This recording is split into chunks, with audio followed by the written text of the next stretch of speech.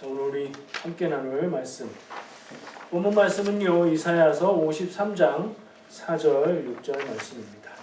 이사야서 53장 4절 6절 말씀 우리 같이 한 목소리로 봉독하겠습니다. 그는 실로 우리의 질고를 지고 우리의 슬픔을 당하였거늘 우리는 생각하기를 그는 징벌을 받아 하나님께 맞으며 고난을 당한다 하였노라. 그가 찔림은 우리의 허물 때문이요 그가 상함은 우리의 죄악 때문이라. 그가 징계를 받음으로 우리는 평화를 누리고 그가 채찍에 맞음으로 우리는 나음을 받았도다. 우리는 다 양 같아서 그릇 행하여 각기 제 길로 갔거늘 여호와께서는 우리의 모두의 죄악을 그에게 담당시키셨도다. 아멘. 자, 이사야서 53장 4절 6절 말씀이었고요. 그 중에서 이 본문 말씀은 우리가 익숙하고요. 그렇죠? 왜 익숙하죠? 이 말씀을 어떤 의미로 읽기 때문에 그렇죠? 예수님에 대한 말씀으로 읽기 때문에 그래요. 이 그분은 예수님이라고 우리는 믿고 그 믿음을 가지고 이 말씀을 읽기 때문에 이 말씀을 읽을 때 나의 아픔을 대신해서 예수님이 그것을 대신 지시고, 근데 우리는 그것도 모르고 하나님이 그분에게, 예수님께, 메시아 되신 구원자 되신 예수님께 우리와 죄와 허물, 우리의 부족함을 대신 감당하게 하셔서 우리가 구원받는다 하는 이것을 전하는 말씀으로 읽기 때문이죠. 조금 다른 얘기인데요. 좀 짚어봤으면 하는 생각이 있어서 기회가 되어서 말씀을 드리면서 시작합니다. 유튜브 영상들 보시죠. 저도 심심할 때 봅니다. 근데 보다 보면 아무래도 제 그 유튜브 리스트에 성경적인 거, 신앙적인 거 이런 것들이 떠요. 제가 그런 걸 늘 보기 때문이 아니라 필요해서 이렇게 검색하다 보면 그 기록이 있어서 그런 것 같아요. 근데 이런 제목이 달려있는 게 있어요.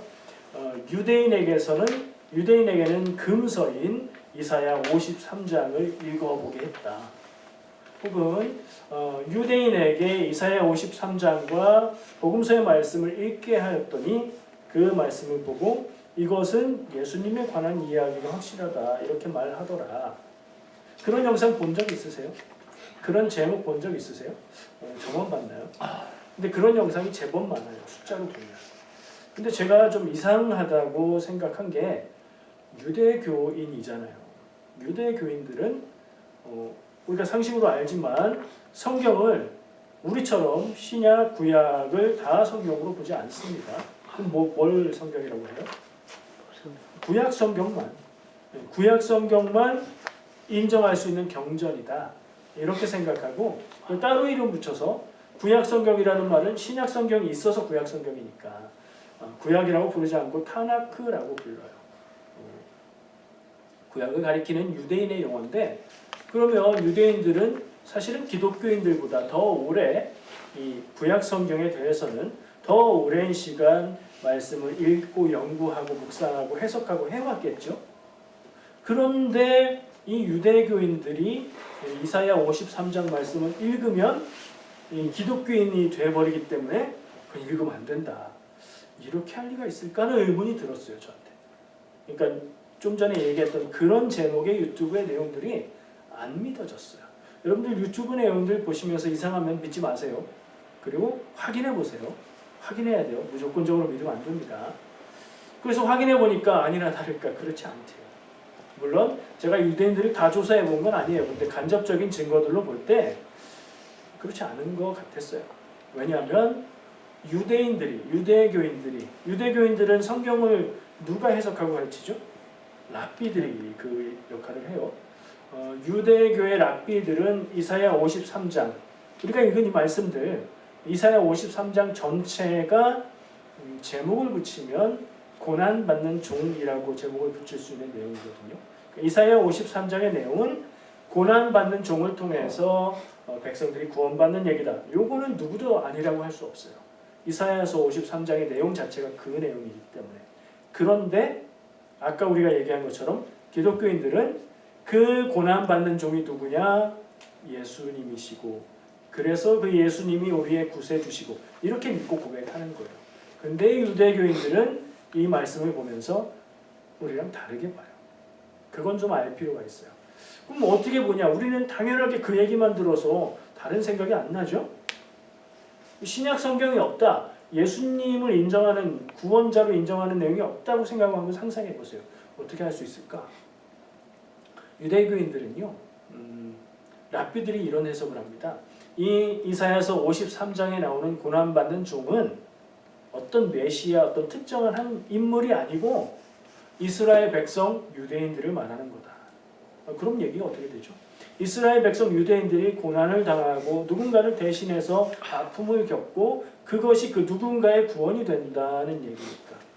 이스라엘 백성이 역사 속에서 겪었던 고난이 있죠. 나라를 잃고 세상을 돌아다니면서 핍박받았고요. 대표적으로 1차 대전, 2차 대전 시기를 거치면서 박해받고 수백만 명의 유대인들이 죽기도 했죠.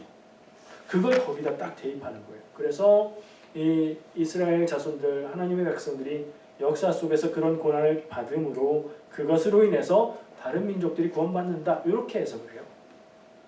이게 맞냐 틀리냐, 그럼 예수님은 뭐냐, 이런 생각을 내려놓고 논리적으로만 보면 그게 유대교인들의 해석이 가능하다라고 생각되죠. 그렇게 읽을 수 있어요. 유대교인의 입장에서. 그런 것을 볼 때에 유튜브에서 유대교인들은 이사야 53장 말씀을 금서로 읽지 않는다. 이렇게 얘기하는 건 거짓말이라기보다는 상상을 많이 해서 하는 얘기인 것 같아요. 제가 이 얘기를 왜 하냐? 이런 말이 있어요. 한 가지만 아는 것은 아무것도 모르는 것과 같다. 이걸 신앙적으로 성경에 적용해 보면요.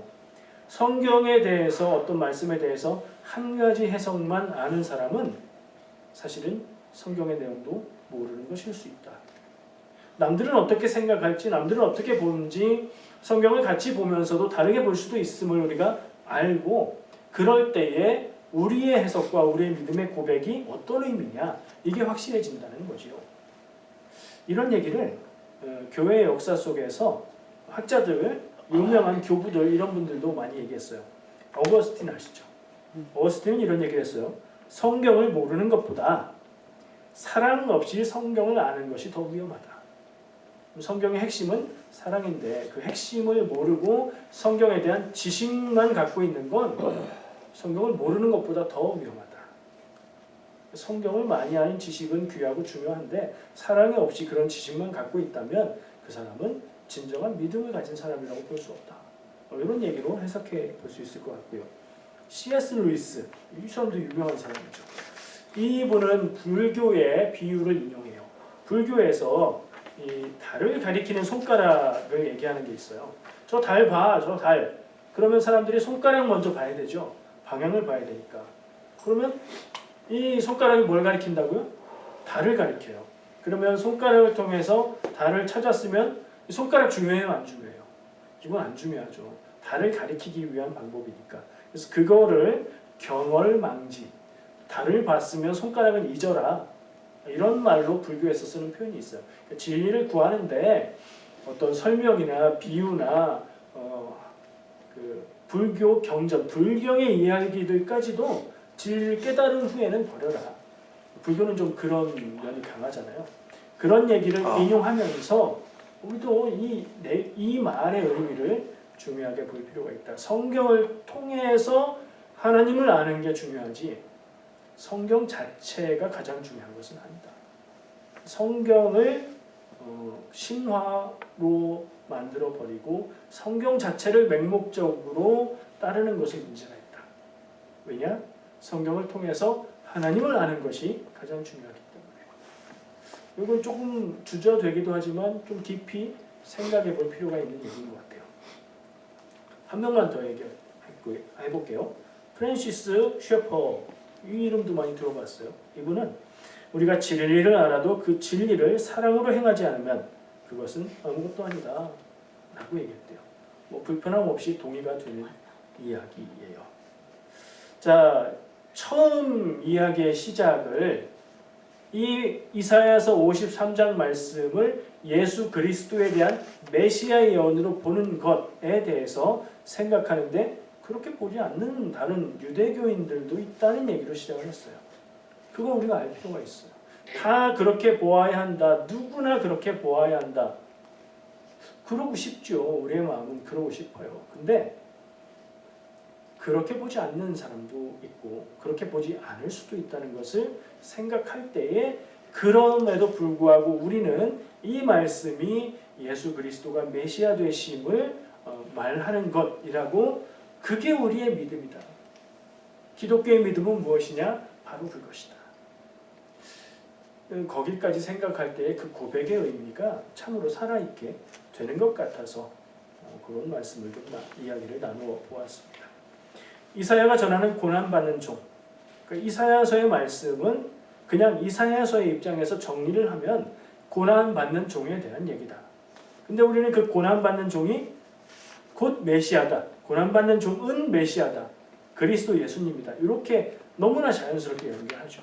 이게 따로따로인데 이게 같다고 믿는 게 우리의 믿음이라는 말이에요. 그렇게 우리가 다른 사람들의 생각을 한번 바라보면서 우리의 믿음을 확인할 수 있는 것 같습니다. 자, 본문 말씀에 보면 본문 말씀을 읽으면서 제가 어려서부터 성경을 저도 듣고 접하고 했으니까 익숙하기는 한데 명확한 의미를 모르는 부분들이 좀 있어요. 익숙해서 꼭 찾아보지는 않아요. 뜻도 그냥 대략 문맥상 알 것 같아요. 근데 꼭 집어서 이게 무슨 뜻이지 그러면 모르는 말들이 있어요. 질고 뭐예요? 질고? 이거 약자인가요? 줄임말? 요즘에 많이 쓰는 질고. 근데 그렇게 볼 수 있어요. 우리나라 말의 그 사용법은 애초부터 좀 줄임말에 익숙해요. 왜 그러냐면 한자어를 사용하기 때문에 질고 그러면 떠오르는 게 뭐가 있어요? 한번 맞춰보세요. 말씀이 어떻게 되어 있죠? 질고가? 그는 실로 우리의 질고를 지고, 지고는 맨다는 얘기잖아요. 그럼 우리의 질고를 그분이 예수님 메시아께서 내 거를 진다 그런 얘기인데 질고가 뭐예요? 만약에 한자가 들어있는 성경이었으면 한자를 찾아보면 될 텐데 그냥 받고 나서 알 수 없어요. 이럴 때 뭘 봐야죠? 쉽게는 영어 성경 보면 쉽고요. 아니면 원어를 찾아서 사전 찾아가면서 볼 수도 있겠죠. 제가 찾아봤어요. 찾아보니까 이 질고는 질병이에요. 질병. 우리의 병, 우리의 몸의 아픔을 얘기하는 거예요. 그럼 그가 진짜로 진실로 우리의 병을 대신 진다.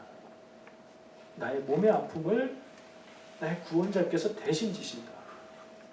그럼 그 뒤에 있는 슬픔은 뭘까요? 슬픔의 원어의 의미는 고통이에요. 근데 질고가 뭔가 생각해보면 제가 병이라고 했잖아요. 질병이라고. 그럼 질병의 고통? 뭐 이런 의미로 쓰지 않았을까? 짐작이에요. 한자를 찾아본 건 아닌데 그러면 고통의 의미가 거기 이미 나왔으니까 뒤에는 고통하고 비슷한데 다르지 않지만 조금 다른 말로 바꾸어서 슬픔이라고 쓴 것 같아요. 번역을 그렇게 한 것 같아요. 그래서 원어로 생각하면 그 고난받는 종이 우리의 병과 고통을 대신 지신다 하는 말이라는 거예요. 그러면 질병, 병이라고 할 때 몸이 아픈 것만 병일까? 그 의미만 있는 걸까? 생각해 볼 필요가 있죠. 그런 묵상을 하다 보니 그리고 신앙적인 의미를 생각하다 보니 인간에게 가장 심각하고 중대한 병은 뭘까? 생각해 봤어요. 뭔 것 같으세요? 인간에게 찾아올 수 있는 불치병. 근데 우리가 생각하고 떠오르는 불치병은 다 걸리는 병은 아니잖아요. 모든 인간이 가지고 있는 정말 심각하고 진지하게 다룰 수밖에 없는 병이 있다면 이 영적인 부분의 병이 되지 않을까. 인간의 영적인 병이 무엇일까? 죄를 얘기하는 거겠구나 하는 생각을 했습니다. 그러니까 첫 번째 생각할 수 있는 거 그가 고난받는 종 우리의 믿음의 고백 위에서는 나의 구원자 메시아 예수님께서 나의 병과 고통을 대신 지시는데 그것은 내 육체의 병만을 얘기하는 게 아니라 모든 사람이 가지고 있는 죄로 인한 멸망할 수밖에 없는 그 한계, 사람이 스스로 구원할 수 없는, 완전함에 이를 수 없는 그 한계를 예수님이 대신 지셨다는 얘기구나라고 해석을 할 수 있게 됩니다. 우리는 완벽하지 않죠. 누구도 다 알아요. 근데 그 완벽하지 않음, 어리석음 때문에 이걸 자꾸 잊고 살 때가 있어요. 나보다 좀 연약해 보이고 나보다 좀 못해 보이는 사람이 있으면 아니 저걸 왜 못해? 왜 저것도 못하지? 왜 저렇게 살지? 이런 마음 드는 것이 사람의 속성인 것 같아요. 어리석으면서 교만한 거죠. 그러다 어떻습니까? 내가 큰 실수를 하고 내가 어이없는 실수를 하면 그때 뜨끔한 것이 우리의 마음 아닙니까?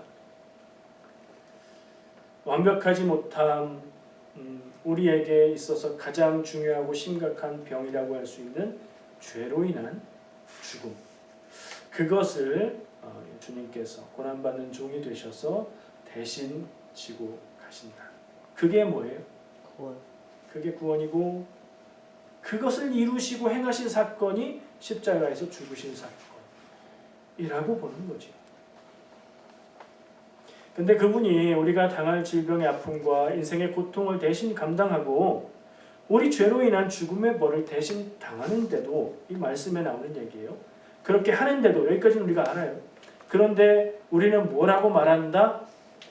이사야서가 예언하는 말이 우리는 그의 모습을 보고 그가 그 죄로 인해서 고난받는다고 생각한다. 예수님이 십자가 죽으실 때에 실제로 그런 모습, 그런 분위기였지요. 사람들은 예수님이 자기 죄로 인해서 죽는다고 생각했고 십자가에 달리신 주님을 향해서 조롱하고 네가 정말 하나님의 아들이면 거기서 내려와 보아라 라고 말했죠. 이게 그때 그 사람들의 모습뿐일까요? 나는 다를까요? 하는 묵상을 해보게 되는 이사야서 53장이 전하는 메시지입니다. 저는 이 이사야서 53장에서 전하고 있는 고난받는 종이 우리를 구원하는 분이다 하는 메시지가 마냥 우리를 구원하실 분이 있어서 내가 감사하고 기쁘다 이렇게 받아들여지지가 않아요. 오늘 말씀에 주는 무게감이 우리는 그분을 보고 저 자는 사실은 내 죄, 나의 연약함을 대신 지고 가시는 건데 그걸 바라보면서 저 자는 뭘 저렇게 잘못해서 저렇게 고통당하고 고난당하고 저렇게 죽어가느냐 라고 말하고 있는 그 부분을 지적할 때에 저는 그것이 더 무겁게 다가왔습니다. 물론 우리는 인간은 원래 그래요. 그래서 예수님은 그것까지 다 지고 받으시고 그 길을 가신 거예요. 그래서 그 구세주를 향해서 우리가 조롱의 말, 교만한 마음을 가져도 그래도 나중에 그 은혜를 믿으면 구원받아요. 그럼에도 불구하고 나의 모습을 바라볼 때에 이게 겹치는 것 같아서 내가 이 이사야서가 말하는 이 모습과 크게 다르지 않구나 하는 생각이 들어서 마음이 되게 무겁게, 그러니까 좋기만 한 말씀이 아니고 참 두렵고 떨리는 이야기다 하는 생각으로 이 말씀이 받아들여집니다. 이런 생각을 가지고 5절 말씀을 읽으면요 어떤 느낌이 들까요? 5절 말씀을 한번 보세요. 주보에 있는 말씀을 보면서 읽어볼게요. 그가 찔림은 우리의 허물 때문이요 그가 상함은 우리의 죄악 때문이다. 그가 징계를 받음으로 우리는 평화를 누리고 그가 채찍에 맞음으로 우리는 나음을 받았도다. 이사야서가 전하고 있는 예수 그리스도가 메시아됨에 대한 말씀이 우리를 구원할 메시아가 있다 해서 그치는 게 아닌 것이 5절 말씀을 읽으면 그 무게의 중심이 어디에 쏠려 있는지를 느끼게 되는 것 같아요. 계속 그럴 건 없지만 잠깐 지금 말씀 나누는 요 잠깐은 좀 마음이 무거워 저도 될 것 같아요. 그러면 결론이 무엇인가? 그래서 우리가 나쁘다는 얘기를 하려는 건가? 아니, 그건 아니죠. 우리는 연약하고 부족해서 그렇다는 얘기예요. 우리가 다 나쁘다 그 얘기가 아니에요. 우리는 어쩔 수 없는 연약한 존재이므로 우리의 구원을 위해서는 그 구원자가 고난받는 종의 모습일 수밖에 없다는 결론에 다다르게 되기도 하는 거죠. 우리 스스로 우리의 연약함을 해결하고 성숙하고 자라게 돼서 하나님의 마음과 뜻을 알고 구원에 이르게 된다. 그러면은 고난받는 종으로서 우리의 연약함을 대신 지는 고난받는 종이 필요가 없는 거죠. 근데 우리는 그 한계를 벗어날 수 없기 때문에 고난받는 종이 우리의 구원자가 된다는 게 필연이다 하는 생각을 해보게 됩니다. 결국 우리를 구원할 하나님의 메시아는 우리가 생각하고 상상하고 기대하는 모습과는 다르다. 성경에서 예수님의 모습이 유다 백성들이 상상하고 기다리고 고대했던 메시아와는 달랐던 것처럼 우리는 그 성경 말씀을 알고 읽고 예수님이 우리의 구세주임을 알기 때문에 우린 다를 거다? 그럴 리가 없다는 거예요. 우리의 삶에 우리의 구원을 바라고 내 마음속에 나를 구원하실 분의 그림을 그려가고 있지만 어쩌면 그건 나의 환상일 수도 있다는 생각을 해볼 필요가 있는 거죠. 성경 말씀이 전하고 있는 메시지와 음성도 이런 흐름과 다르지 않다는 것을 확인해요. 이사야서 55장 8절 9절 말씀에 보면 같은 이사야서니까 이 흐름이 또 통하지요.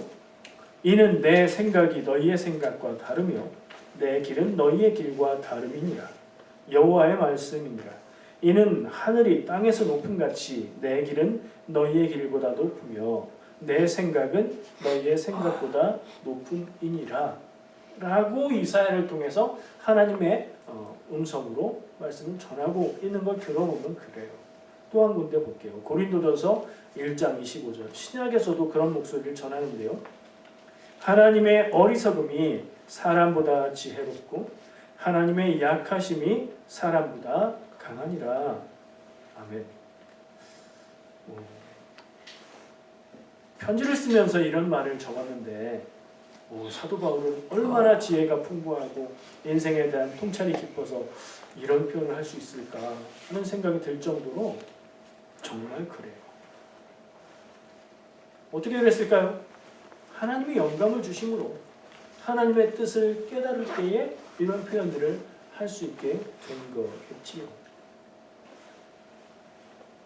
말씀을 계속 보면요. 6절로 가면 또 재미있는 이야기가 나옵니다. 우리는 양 같대요. 우리는 다 양 같아서 그러면 여러분 이 성경을 치워놓고 우리가 양 같대. 그러면 어떤 게 떠오르세요? 양이라는 것에 이미지가 있어서 우리가 양 같다고 우리가 그 양처럼 사람들에게 막 굉장히 유익한 것들을 주고 굉장히 귀엽고 하얗고 깨끗하고 순결한 그런 모습 우리가 근데 그런 얘기는 지금 이사야서에서 사람의 어떤 모습과 형편을 전하고 있는 거하고 좀 안 맞죠. 양이라는 것의 이미지가 성경에서 말하고 있는 양의 이미지가 아니에요. 그냥 뭐라고 해야 될까요? 상업적으로 혹은 문화적으로 만들어진 또 다른 이미지예요. 우리가 요거 헷갈리면 안 돼요. 비슷한 예가 천사가 있어요. 천사. 천사는 남자예요, 여자예요? 여자. 그렇게 떠오르죠. 천사한테 뭐가 있어요? 날개. 날개 있죠. 옷은 무슨 색? 흰색. 하얀색. 머리 뒤에 뭐 이렇게 있고, 그죠? 네. 그게 천사의 이미지예요. 그리고 넌 정말 당신의 와이프는 천사다. 너무 결혼 잘했다라는 말을 할 땐 뭐예요? 그 천사는 너무 착하다. 너무 이해심이 많다. 그런 거죠. 근데 성경에 나오는 천사가 그런 모습이에요? 안 그래요. 성경이 전하고 있는 성경 이미지의 천사는 날개 있다는 얘기가 성경에 날개 있는 천사가 나오긴 하는데 그거는 일반적인 천사하고 또 다른 모습이에요. 묵시문학 속에서 나타나는 그 상징을 담은 천사를 얘기할 때 그 어디에 눈이 가득하고 날개가 몇 개가 있고 이런 얘기를 하는데 구약 성경의 창세기에 하나님의 사자 이렇게 나오는 천사들은 사람이에요. 그 이미지를 좀 구분해야 돼요. 근데 성경의 천사도 이렇게 좀 구분이 되는데 아까 제가 이렇게 같이 나누면서 생각했던 천사의 이미지는 때로는 천사는 악이기도 하죠. 그건 역시 문화적인 그리고 상업적인 이미지가 이게 섞여 있는 거예요. 그게 나쁜 건 아니에요. 근데 성경 말씀을 생각할 때 구분할 필요가 있어요. 자, 양. 우리는 다 양 같다. 착하고 귀엽고 새하얗고 순수한 그런 게 아니에요. 실제로 이스라엘에 가서 양을 보면 양이 있어요. 요즘엔 한국에도 양이 있어요. 대관령 양떼 목장 가면 양이 있어요. 이스라엘의 양을 검색해 보면 순백의 하얀 양을 볼 수 있을까요? 아니요. 양이 걸레색이에요. 걸레색. 먼지에 오염되어 있고요. 그리고 깨끗하게 씻어줘도 양의 털의 색깔은 순수한 양의 색깔은 회색이나 그리고 약간 갈색이 섞인 크림색이나 이런 색이에요.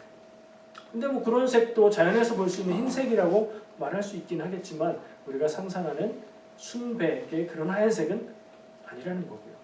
이 이사야서에서 말하고 있는 우리는 다 양 같다는 얘기는 좋은 의미가 아니에요. 미련하다는 얘기예요. 말씀이 제대로 읽어보면 그래요. 우리는 다 양 같아서 각기 그릇 행하여 각기 제 길로 갔거든. 지 맘대로 간다는 얘기예요. 양의 습성이 많이 들어보셨을 거예요. 눈이 일단 안 좋아요. 멀리 보지 못해요. 가까이에 있는 내 눈앞에 있는 풀만 뜯어 먹어요. 먹으면 또 앞에 있는 풀을 뜯어먹고 하다 보면 점점 가겠죠? 자기 앞만 보고 가는 거예요. 가다 보면 어떻게 돼요? 양은 집단 생활, 무리 생활을 하거든요. 근데 어떤 애가 혼자 한 방향으로 계속 가요. 그럼 무리를 벗어나는 거죠. 무리를 벗어난 양에 대한 비유와 이야기들은 성경에 나와 있죠. 예수님이 잃은 양에 대한 말씀을 전하시잖아요. 거기에서 나오는 양 같다는 얘기예요. 미련하고 멀리 보지 못하고 고집스럽고 말 안 듣고 그런 양. 그런 양한테 뭐가 필요해요? 개가 필요해요. 양 모는 개가 필요하고 목자가 필요해요. 목자 없는 양 같아서 예수님이 이스라엘 백성들을 유다 백성들을 보면서 목자 없는 양과 같아서 그 슬픈 애달픈 마음을 표현하시는 내용이 나오죠. 그런 거예요. 목자 없는 양은 다 죽은 목숨이라는 거예요.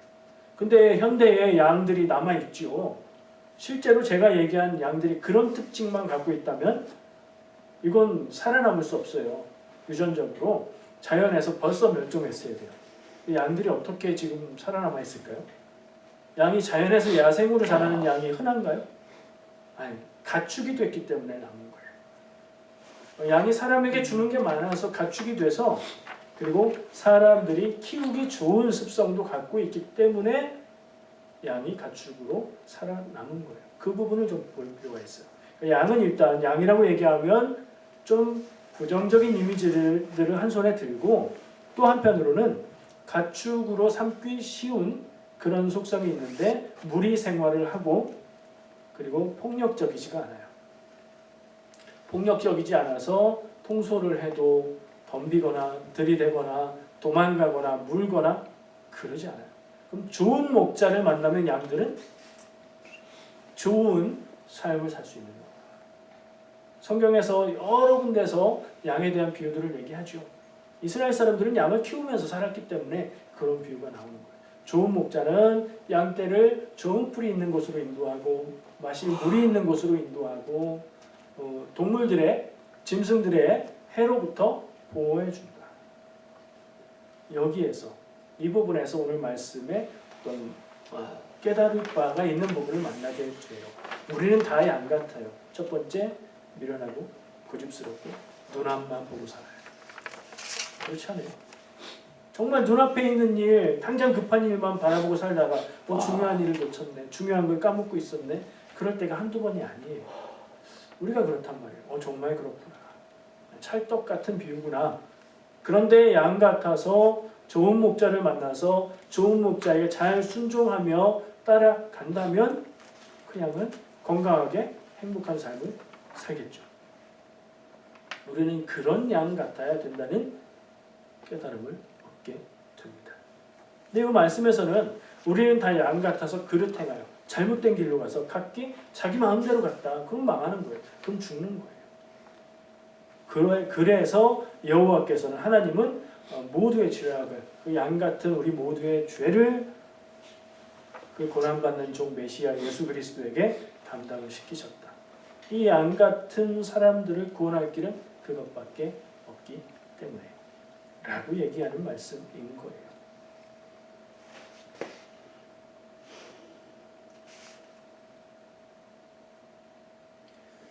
사사기 말씀 제가 가끔씩 인용하는데 사사기를 우리가 사사만 생각하고 하나님을 의지하고 사는 이야기다 라고 착각하기 쉬운데요. 사사기의 이야기는 사사들이 일어나서 하나님의 뜻을 따를 그때만 하나님의 뜻대로 살았던 이야기예요. 그때를 제외하면 다 자기들 마음대로 살았던 시대에 대한 이야기예요. 그걸 사사기에서 2번이나 강조해서 표현하는데요. 사사기 17장 6절에서 그때에는 이스라엘의 왕이 없었으므로 사람마다 자기 소견에 옳은 대로 행하였더라. 아멘. 이렇게 얘기하고 있어요. 그러니까 우리가 사사기를 읽을 때는 이렇게 살면 안 된다는 본보기로 읽어야 되는 거예요. 그리고 사사기 그때만 그랬던 게 아니고 사람의 삶이라는 게 사람의 성향이라는 게 다 양 같아서 똑같다. 죄 많고 연약하고 그럴 수밖에 없다는 것을 우리가 깨닫고 그런 전제하에서 그런 우리의 구원은 어디 있는가? 하나님이 주시는 메시아를 통한 구원밖에 없겠구나 하는 걸 깨달아야 하는 거죠. 그렇게 미련하고 죽는 줄 모르고 혼자 돌아다니는 양. 그렇게 살면 우리 인생이 망하는 인생이 되는 거고요. 좋은 목자를 통해서 살 곳으로 인도되고 그 길을 잘 따르고 순종하면 사는 양이 되는 거죠. 우리에게 그 좋은 목자가 예수 그리스도이시다 라고 우리가 믿고 고백하는 게 기독교의 신앙, 믿음이라는 것 한 번 더 마음에 새기면 좋겠습니다.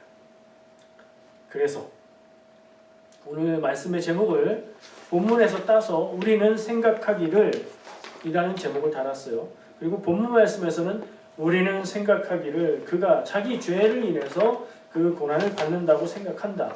실상은 사실은 나의 죄를 대신 지는 것인데 그렇게 한다. 그렇게 생각한다는 얘기였지만 그러면 이 말씀을 읽고 묵상하고 깨달은 우리는 어떻게 생각해야 하는가를 결론으로 나누고 싶어요. 그래서 우리가 우리를 구원하는 고난받는 종 예수 그리스도를 보면서 자기의 죄 때문에 고통받는 것이다 라고 했었던 그런 모습으로 살지 말아야 되겠다. 이게 첫 번째 생각할 수 있는 길이죠. 다른 사람을 바라보면서 어렵고 힘들고 나는 좀 상대적으로 괜찮을 때 아유 쯧쯧쯧 하면서 그렇게 할 일이 아니라는 생각도 들고요. 그런 마음을 가지고 나 때문에 예수님께서 고난당하시고 예수님의 죽으심의 그 공로로 내가 구원받은 것을 우리가 깊이 새기고 기억해야 된다 하는 적용을 해보게 돼요. 그리고 조금 더 묵상을 해보면서 우리의 믿음이 그렇다면 우리가 이 이사야서가 말씀 전하고 있는 고난받는 종으로 얻게 되는 구원 그분이 우리에게 예수님이다 라는 믿음을 갖고 있다면 그게 우리의 믿음이라면 그 믿음에 맞게 살아야 되겠다는 적용을 해봅니다. 당연한 말이에요. 너무 자연스러워서 그런 소리를 굳이 할까 싶은 말인데 생각해보면 우리가 맞는 길을 몰라서 못합니까? 우리가 하나님의 뜻을 몰라서 그 뜻을 따라 살지 못하나요? 그렇지 않거든요. 우리의 믿음이 그렇다면 그 믿음대로 살아야 된다는 얘기는 너무나 당연한 이야기이면서 우리가 꼭 행해야 되는 이야기라는 생각을 봅니다. 오늘 말씀을 함께 나누고 정리한 결론을 생각할 때 우리가 우리의 미련한 모습을 아는 게 첫 번째 중요한 것인 것 같고요. 인정하는 게 문제를 인정하는 게 해답의 첫 번째 단계이고요. 내 생각, 내 고집이 아니라 하나님의 사랑에 의지해서 예수 그리스도의 인도하심을 따라 살아가는 것이 우리의 살 길, 우리의 사는 길이라는 깨달음을 얻게 됩니다. 이 생각을 오늘 이 시간 마음에 새기고 그렇게 살아가시기를 축복합니다. 기도하겠습니다.